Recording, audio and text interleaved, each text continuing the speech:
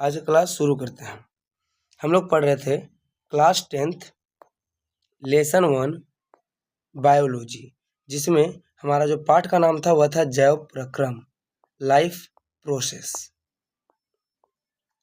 इसमें हमारा जो आज का टॉपिक है वह है छोटी आंत।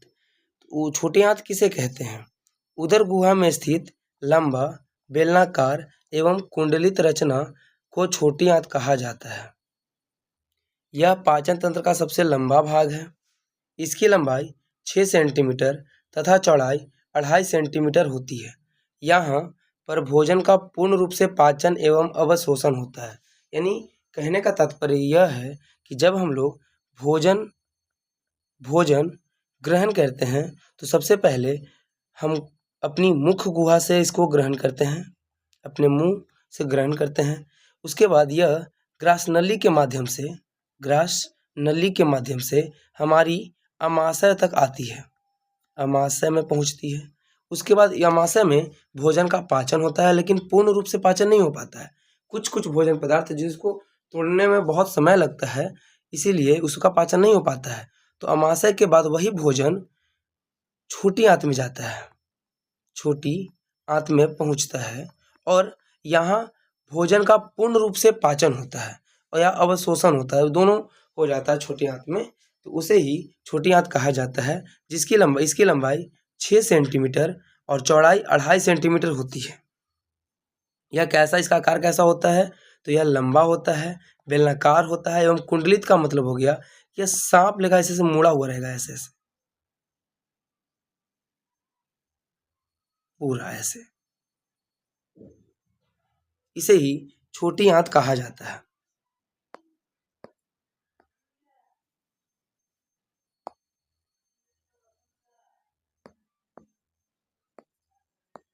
चलिए अगला, छोटी आंत के कितने भाग होते हैं?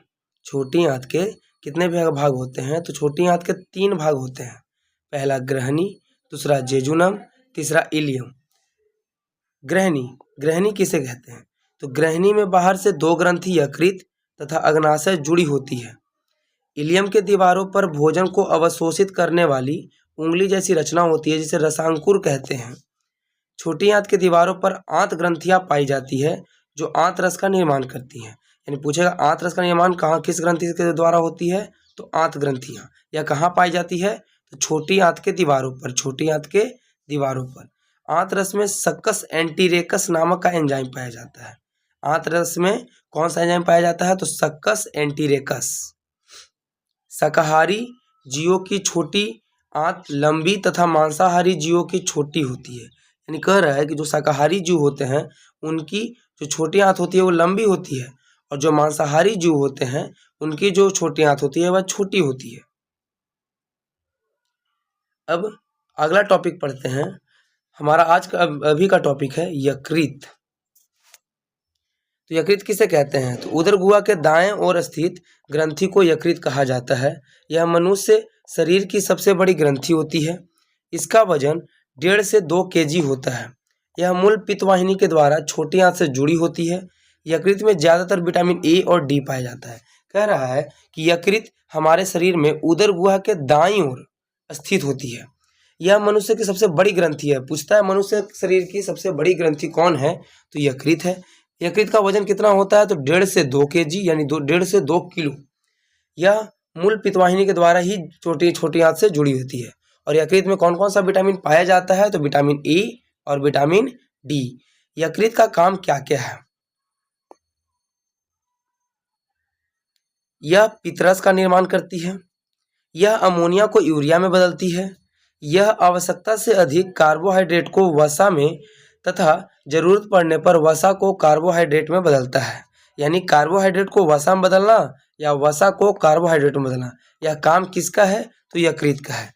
यह दवा एवं विष का निराविषीकरण करती है। यानी जब हमारे शरीर में दवा का हम सेवन करते हैं या जहर का सेवन करते हैं तो उसी को निराविषीकरण करती है। मतलब कि विषैला नहीं, इसको कम विषैला बनाने का काम जो है वह यकृत करता है। यदि कोई आदमी जहर खाकर मरे तो उसकी पहचान यकृत से ही की जाती है। अगर कोई आदमी जहर खा करके मर जाता है तो हमको पता कैसे चलेगा कि वो जहर खाया हुआ है? तो उसका जो जांच होता है वह यकृत के द्वारा ही किया जाता है। अगला पीतरस। पीतरस किसे कहते हैं? तो यह हल्के हरे रंग का क्षारीय गाढ़ा द्रव्य है जिसका निर्माण यकृत में होता है, परंतु जमा पित्ताशय में होता है। इसका पीएच मान 7 है, 7 होता है। इसमें कोई भी एंजाइम नहीं पाया जाता है। यह भोजन को क्षारीय माध्यम में प्रदान करती है, जिसके कारण अग्नाशयी रस क्रियाशील होकर भोजन को पचाती है।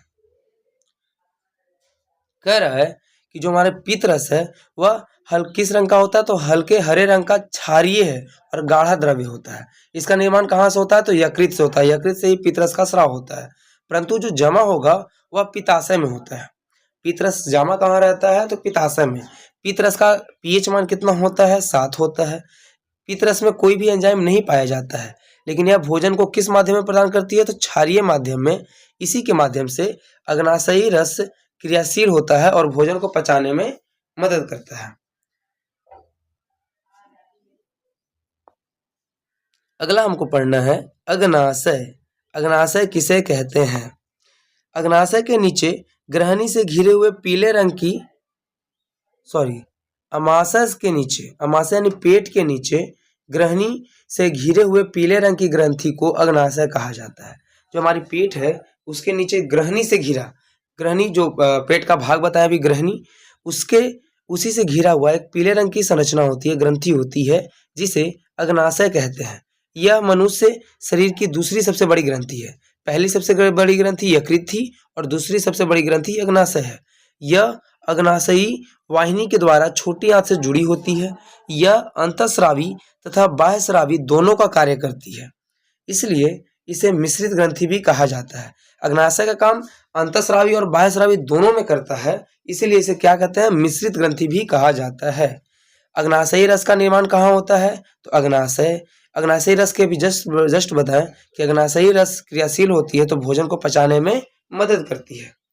अब हमको पढ़ना है अग्नाशयी रस में निम्नलिखित एंजाइम पाया जाता है। अग्नाशयी रस में एंजाइम पाया जाता है कौन कौन? तो पहला एमाइलेज पाया जाता है, दूसरा लाइपेज पाया जाता है, ट्रिप्सिन पाया जाता है और न्यूक्लियस पाया जाता है। एमाइलेज का काम क्या है? तो यह कार्बोज और ग्लाइकोजेन का निर्माण करता है। लाइपेज नहीं पचाता है। यह कार्बोज और ग्लाइकोजेन को पचाता है। लाइपेज का काम कौन सी है? तो वसा को पचाता है।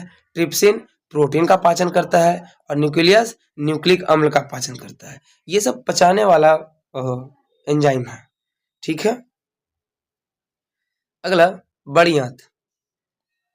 आहार नाल के सबसे बड़ी भाग को बड़ी आंत कहते हैं, जिसकी लंबाई लगभग 1.5 मीटर है। यहाँ पर केवल जल का अवशोषण होता है। शरीर की सबसे बड़ी भाग, सबसे बड़ा कौन है? तो सबसे बड़ा बड़ी आंत कहलाता है। उसकी लंबाई 1.5 मीटर है और इसमें जो बड़ी आंत होती है वो सिर्फ जल का अवशोषण करती है। भोजन का अवशोषण नहीं, सिर्फ जल का अवशोषण, यानी सिर्फ जल से लाभदायक पदार्थों को वह ग्रहण करती है।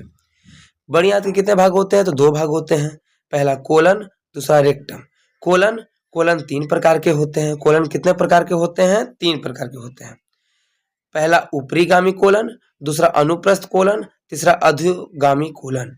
कोलन से जल के अवशोषण के बाद बचा अपशिष्ट रेक्टम में जाकर जमा हो जाता है, जो समय समय पर मल द्वार यानी एनस के सहारे से बाहर निकलते रहता है।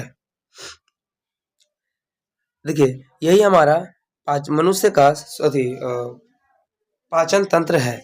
सबसे पहले भोजन हम लोग यहाँ मुख गुहा से ग्रहण करते हैं।